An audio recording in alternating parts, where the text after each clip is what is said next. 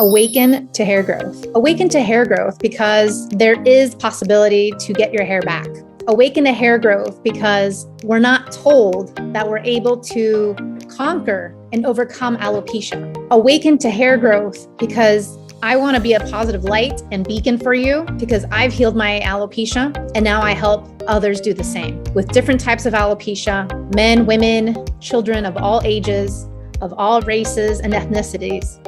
Hello, everybody, and welcome back to the Alopecia Angel podcast. I am your host, Alopecia Angel, and today I wanted to talk about fear and how to overcome fear, how to mitigate fear, how to work with fear. And fear is a low-level vibration, and a low-level vibration for those of you who are yogis, for those of you who are into the chakras, for those of you who are into alignment with the universe and who believe that the universe has energy, because it does, right?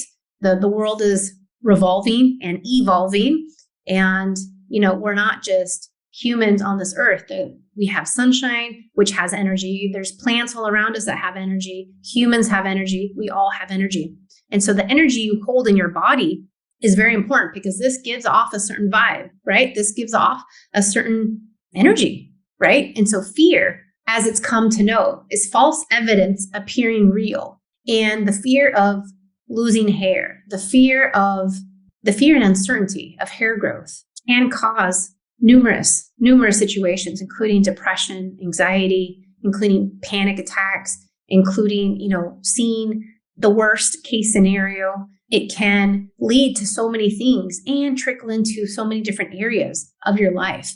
And the fear of it all is a psychological situation, but it's also emotional, and it can and does translate into a physical manifestation. What I have experienced personally is that when you fear something, it ends up becoming the reality because your energy is focused on the fear. In this case, let's say fear of losing more hair, fear of going bald, just fear in general. And when you have fear, then your energy, your focus is intently placed on that, which inevitably gives off more fear and creates a bigger sensation around this, right?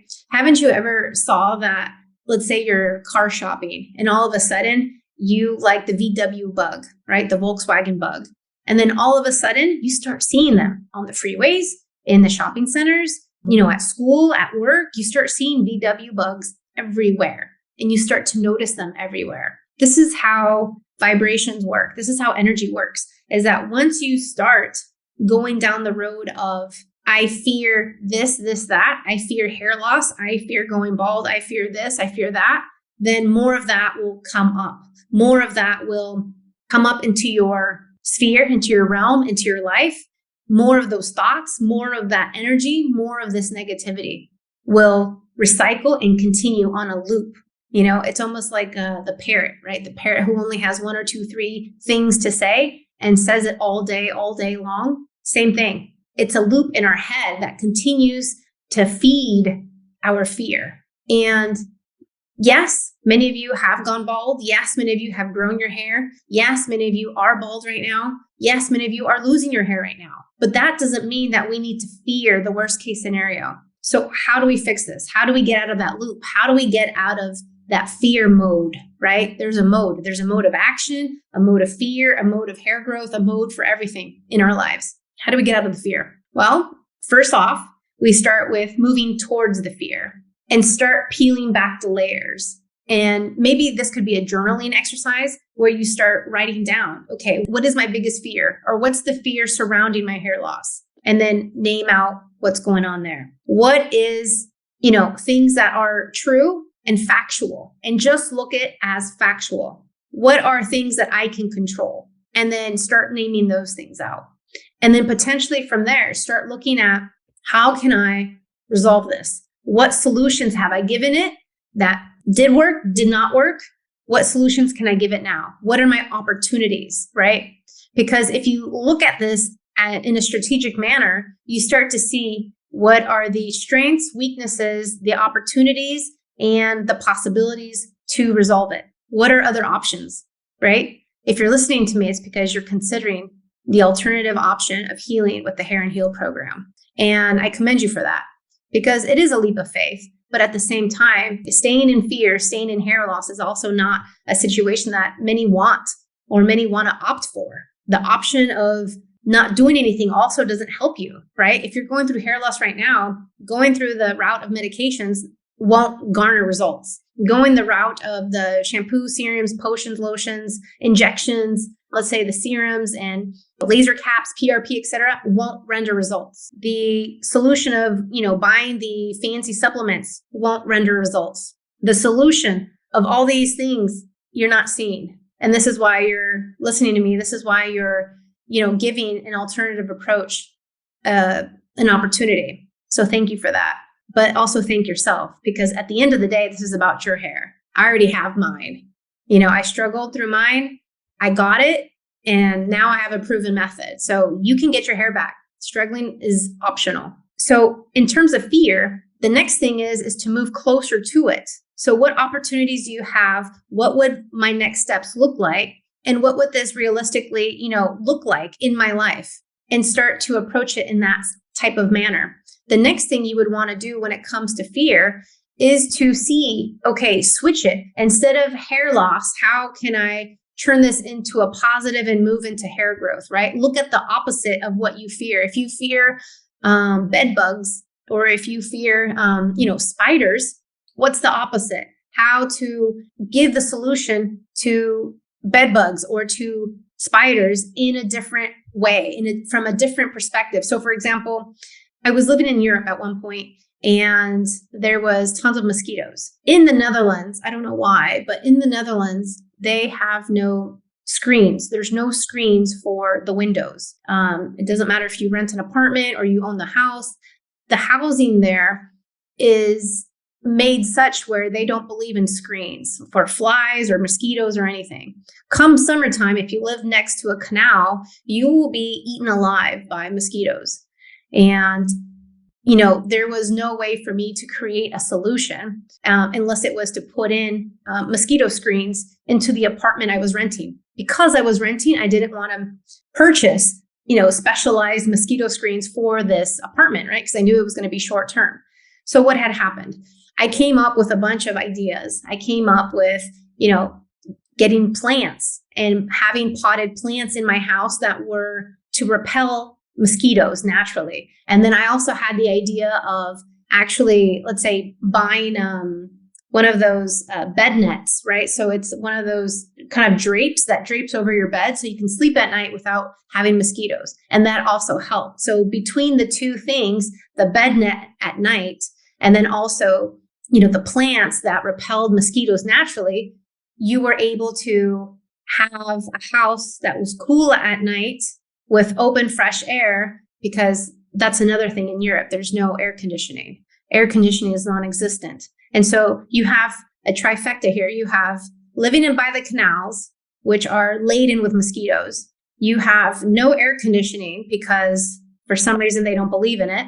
And then the third part of this is that there's no screens to make matters worse. There's no screens on any of the windows. In any of the windows that I've lived in, and I've lived in a home, I've lived in, one of those old Dutch houses as well. And I've also lived in a new apartment, and none of them came with screens. None of them. For some reason, it's just the way it is. And so in any case, in the summer, you will be eaten alive if you don't have mosquito screens. And so these were another way to give the solution to the problem. So when you fear, in this case, I was fearing mosquitoes coming to bite me alive throughout the day and at night especially, then these were some of the out-of-the-box solutions that I gave myself, right? Because we can't have citronella candles on all night. It's also very toxic in many ways. So looking at the situation in terms of hair loss as hair growth, how can I turn this into a positive? What can I do to create the momentum, to create the results that I want?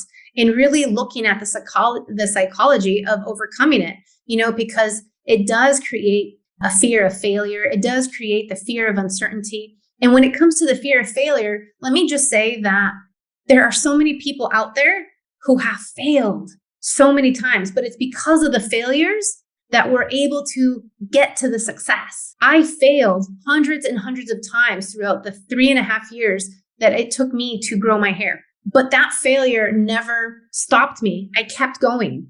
Thomas Edison took him over 1,000 times to create the light bulb, and yet he didn't give up. It was more and more tests, more tries, more tweaks, more creating a different outcome, a different perspective, a different way of doing things. And so failure is actually a learning lesson. And so when you reframe in your mind, oh, I tried PRP, it didn't work. I tried this and it didn't work. I tried this and it didn't work. Okay, those are all learning lessons. And that should have taught you that one size doesn't fit all. And that should have taught you that if I'm selling to the masses this one product, like a hair serum, a hair shampoo, or, laser caps or etc., that cannot and won't, as I've seen, and as you've seen for sure, that one size fits all approach can't work. So it's not failure, it's more learning lesson, right? So overcoming fear, identifying the fears, recognizing that fear can work to your advantage when you start looking at it as a goal versus the fear, turn it into the opposite and sit with it for a second, because this is some of the stuff that I had to do to really dig in and find out what was going on and create goals that are must. Like, okay, I want the hair growth. What does that look like? What does that look like on my day-to-day? What does that look like financially? What does that look like? Am I willing to go the extra mile? Ask yourself these questions, because that's another thing. I see a lot of people who want the hair, who want the health, but they're not willing to go the extra mile. And that's necessary. You have to go the extra mile. The classic excuse, the classic example of this are people who have New Year's resolutions who join the gym January 1st, but then by January 25th, you don't see them anymore. They give up. They gave up and it hasn't even been a month. Why is this? It's because the desire, the dedication, the consistency isn't there. It's because they're not willing to go the extra mile. And when I was pregnant, I had my baby, I had gained 50 pounds. 50 pounds, not a small number. And I lost it all in 9.5 months. It took me that long to gain those 50 pounds, right? The 9 months of being pregnant. And then I lost more than 50 pounds by 9.5 months. So I had a goal in mind, and it's not going to happen overnight. You can't lose 50 pounds in one day. You can't lose 50 pounds in 2 weeks. But I knew what my realistic goals were. I knew what I could do. I took all the steps. I took action. I was consistent, and I got the results. And the same thing happens when we use hair growth as a goal. You can have this. You can achieve this. It's the strategy. It's the steps. It's the consistency. It's going the extra mile. And then also in between the fear, you need to also recognize the excuses, because what fear does, we have an analysis paralysis. We like to just stay stuck in the analyzing. Oh, what if I do this? What if I do that program? What if I try this next, flashy thing for hair growth? Well, I'll tell you what happens when we have analysis paralysis. You delay the hair growth. You delay the health. You delay the results. You delay the end goal. That's what you do. You delay it. If you get distracted and you allow yourself to be distracted with other things, you eventually prolong achieving hair growth. A classic example of this is a client who I'm thinking about. She's been following me for 3 years. After 3 years, she finally decided to do my program.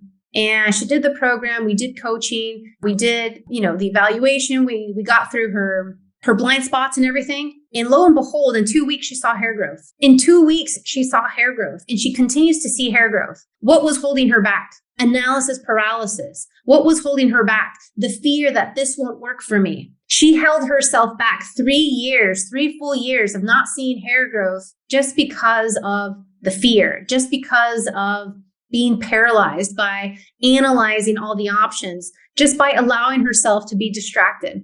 In 2 weeks, she saw hair growth when she had been following me for 3 years and just kind of on the fence. That's what happens. You're on the fence, you don't take action, and guess what? The fear of you losing more hair happens. The fear of you going bald happens. The fear of you, and in this situation, getting worse happens. That's what happens when you don't recognize the excuses and you just kind of let life take its course. You either let life take its course or you grab life by the horns and you make you make it happen. The next thing that I would say in terms of taking away fear and uncertainty of hair growth is surrounding yourself with success. Surrounding yourself with people who think a certain way, who've seen the results, who can get you there, right? Just like how if your son or daughter needs a tutor, they get a tutor, right? If they need extra support on homework, if they need private lessons with the ballet instructor, if they need to be coached in a certain way, you get a coach. Everyone has coaches. Everyone has, the opportunity to grow more. And surrounding themselves with success is key. If you surround yourself, with more people who have seen hair growth, who've been where you are and can get you to the end goal, that's what you want, right? The Olympian who wants to win the gold goes for a coach who's gotten so many Olympians to the gold, right? You're not going to go for the coach who's only achieved bronze medals. You want the coach to get you to the gold. So proximity is power when it comes to surrounding yourself with successful people who've accomplished this situation. In this case, it's hair growth, and adopting a growth mindset. Because the thing is, it's like, lo and behold, the perspective will change and things will need to change for you to get to your goal. In my case, with hair loss, I had to change many things to get to my goal. And it was a mind, body, spirit situation. And for some of you, maybe it's just mind, body. For some of you, it's just spirit. Maybe for some of you, it's just an emotion. But there's so many things that are needed and that play into hair growth that it will look different for everybody. But being open to growth, being coachable, being open to seeing and uncovering and looking at yourself in the mirror with those blind spots is also necessary. And I say this because many times I point out people's blind spots and there's pushback. Many times I say, look, I'm almost certain that you have this, this, and that. And when I tell them, they're like, no, that can't be. And when, a few more weeks pass by, they're like, you are right. You are right. So the sooner you're open and you're more available for a growth mindset, the better off you will be. If you continue to be fixed in your situation and that it's a certain way, then this is where we tend to make more mistakes. When we find out it's much more than just one thing. It's much more than just two things. It's much more than three things. And I say this also from experience, because even though I had a growth mindset, I also was in denial about my blind spots. I was in denial and I didn't realize that it was all connected. I didn't realize that was holding me back. And so this is where you need to be more open so that you can fix and give it a solution versus, trying to fight for your limitations. Because the more you fight for your limitations, guess what? You get to keep your limitations. You get to keep the excuses. You get to keep the situation that you're in.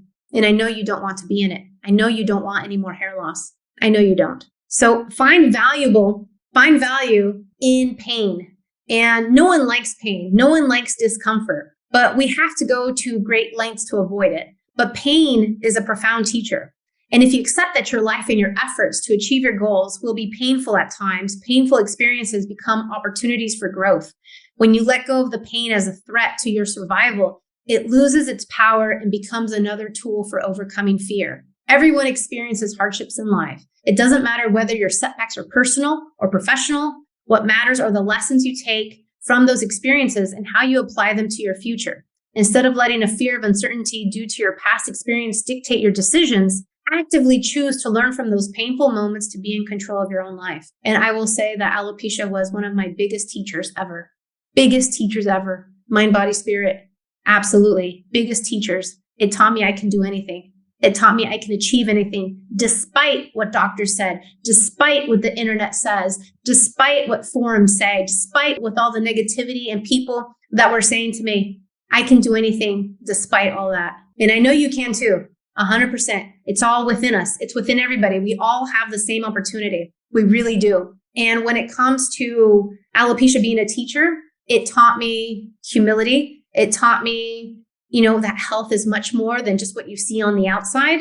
Not just with my own experience, but then also with all the personal trainers that I have in my program, because they can be rock solid, they can be super fit, and yet something is still missing. And this is where, again, taking control of your own health has led me down a path of obsession, not just about hair, but of health and really how to be proactive. And if you think about it, the more I analyze the places that I've lived, the different types of healthcare systems, a lot of the healthcare systems, especially UK, Europe, Netherlands, especially Australia, Canada, it's all a reactive type of healthcare system. It's reactive in the sense where you have to be bleeding, you have to have like a major bump on your head, or something has to be physically wrong with you in many ways for your doctor to be able to do something, for there to warrant a necessity to test or a necessity to look further into the situation. I had a coaching call the other day with a mom and her daughter and her live in Australia. And she's been dealing with her child's alopecia for over 2 years. She's been dealing with it because she hasn't found any service provider, any doctor, no one to help her. And she'll take her daughter to the doctors once, twice, 3, 4, 10 times, 20 times, and they all turn her away, saying your daughter looks fine. She looks healthy. Okay, she's losing a little hair, but she's fine. She's healthy. Now her daughter's bald. It's taken her 2 years. Her daughter is now bald, comes to me with alopecia universalis. The situation, we uncovered her blind spots. She's on her way to hair growth. Fantastic.